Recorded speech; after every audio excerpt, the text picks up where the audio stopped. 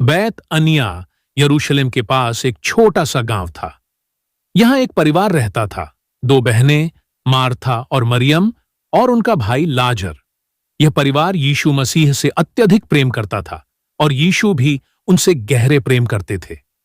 मरियम वही थी जिसने बाद में यीशु के पांवों पर इत्र उंडेला और अपने बालों से उन्हें पहुंचा।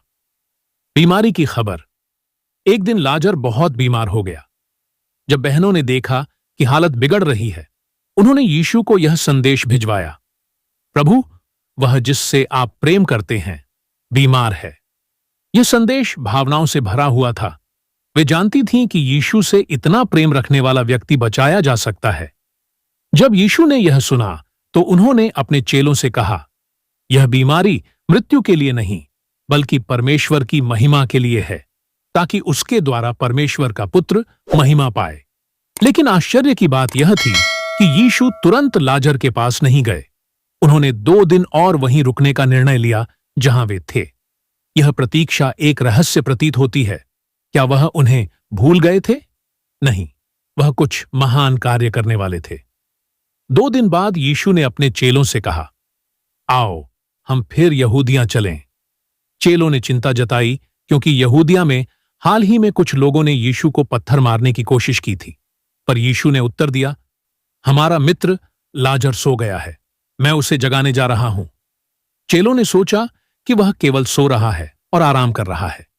तब यीशु ने स्पष्ट रूप से कहा, लाजर मर चुका है और तुम्हारे कारण कि तुम विश्वास करो मैं वहां नहीं था, पर अब हम उसके पास चलें। जब यीशु बैतनिया पहुंचे तब लाजर को मरे 4 दिन हो चुके थे। मार्था यीशु से मिलने दौड़ी और कहा, प्रभु, यदि आप यहां होते तो मेरा भाई न मरता। लेकिन अब भी मैं जानती हूं कि जो कुछ आप परमेश्वर से मांगेंगे वह आपको देगा।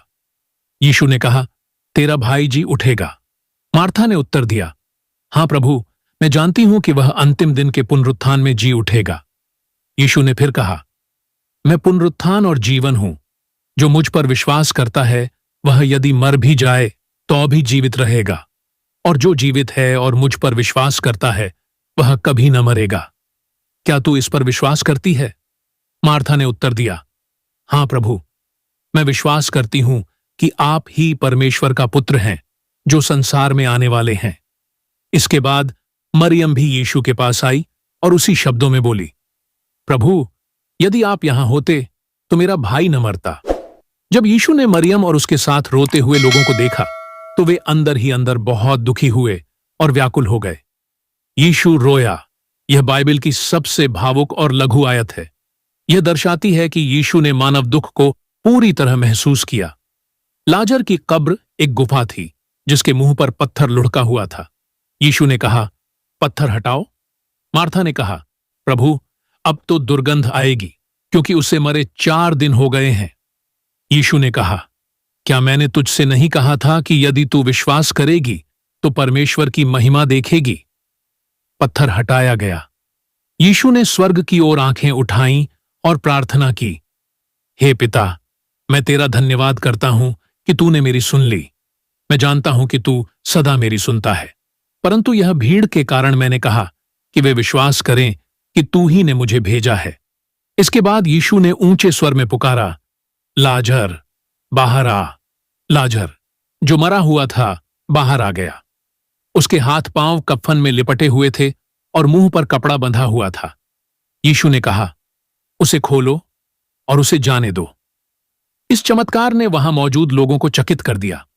बहुत से यहूदी जो वहां उपस्थित थे उन्होंने यीशु पर विश्वास किया। यह चमत्कार न केवल यीशु की ईश्वरीय शक्ति का प्रमाण है, बल्कि यह इस बात का संकेत भी है कि यीशु को मृत्यु पर भी अधिकार है। प्रेम। यीशु अपने मित्रों से गहरा प्रेम करते हैं। धैर्य। कभी कभी परमेश्वर देर से आते हैं, लेकिन वे कभी गलत नहीं आते। विश्वास। असंभव लगने वाली स्थिति में भी विश्वास रखना महत्वपूर्ण है। पुनरुत्थान और जीवन। यीशु न केवल जीवन देते हैं, बल्कि वे स्वयं जीवन हैं। ऐसे ही बाइबल से जुड़ी प्रेरणादायक वीडियोस देखने के लिए हमारे YouTube चैनल को सब्सक्राइब जरूर करें। जय मसीह की।